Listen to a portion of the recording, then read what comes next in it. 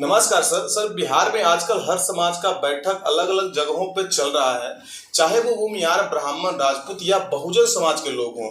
देख के लगता है कि सर समाज में बिहार को आगे बढ़ाने के लिए कमर कस लिया है। तो अब मान लें कि बिहार में अच्छे दिन आने वाले हैं। हाँ, देखिए, मेरी भी इच्छा है, दिली ख्वाहिश है कि बिहार के अच्छे दिन आए और आएंगे। लेकिन जिस परिदृश्य में आपने प्रश्न किया है और जिस हिसाब से आपने प्रश्न किया है, उस हिसाब से तो बिल्कुल भी नहीं आएगा। क्यों नहीं आएगा? पहला कारण, अगर आप जंगल के नियम को भी समझेंगे तो जंगल ने जैव विविधता को बहुत अच्छे से अपनाया है। कहने का तात्पर्य यह है कि हर तरह के प्राणी का सम्मिलन, वहाँ सम्मिश्रण होना चाहिए, तभी जंगल बैलेंस में रहेगा। जैसे अगर सिर्फ शेर ही रह जाए केवल जंगल में, बाकी कोई जीव जंतु ना हो, तो वो कितने दिन सर्वाइव कर पाएगा? क्योंकि उसको भोजन पानी नहीं मिलेगा और वो मर जाएगा।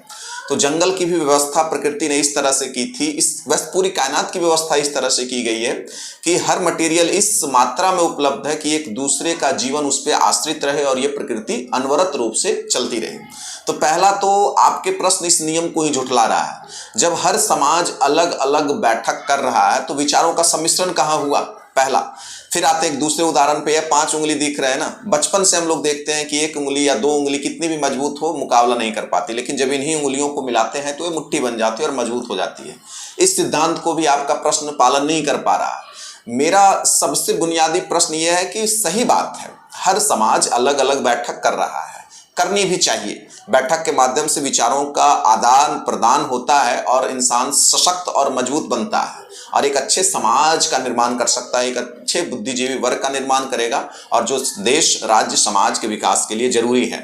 लेकिन मूलभूत प्रश्न यह है कि सभी समाज जब अकेले अकेले ही बैठक कर रहे हैं तो आपको क्या लगता है कि सिर्फ वो अपने विकास की बातें कर रहे होंगे? क्या किसी दूसरे पर आधारित उनकी बातें नहीं होंगी? क्या किसी दूसरे की बुराई नहीं कर रहे होंगे? ये मनुष्य की परिकल्पना है, ये मनोवैज्ञानिक कारण है। आप चुपचाप किसी के बारे में बात नहीं करके अपने बारे में कितना देर तक बात करेंगे? खुद ही सोचिए, क्योंकि सारे बुद्ध पुरुष तो उस बैठक में जा नहीं रहे होंगे, सारे आत्मज्ञानी तो उस बैठक में होंगे नहीं, सारे मौन व्रत वाले, चाहे वो किसी समाज के लोग हों। तो जाहिर सी बात है, अलग अलग अगर वो बैठक कर रहे होंगे तो कुछ देर तो अपने विकास की बात डेफिनेटली कर रहे होंगे, लेकिन कुछ लम्हों के बाद उनकी जो बातें होंगी वो दूसरे समाज की बुराइयों को निकालने में ही जाएगी। मेरा प्रश्न यह है कि ये समाज जो अलग अलग बैठक कर रहा है, सारे समाज मिलकर कब एक बैठक करेंगे? समाज जब सारे मिलकर एक बैठक करेंगे तभी तो एक संयोजित विचारधारा निकलेगी जो पूरे बिहार की आवाज होगी। क्योंकि बिहार न किसी जाति और किसी समाज की बपौती नहीं है और न किसी एक की जिम्मेदारी है और न कोई एक समाज, एक वर्ग इसके विकास को आगे ले जा सकता है।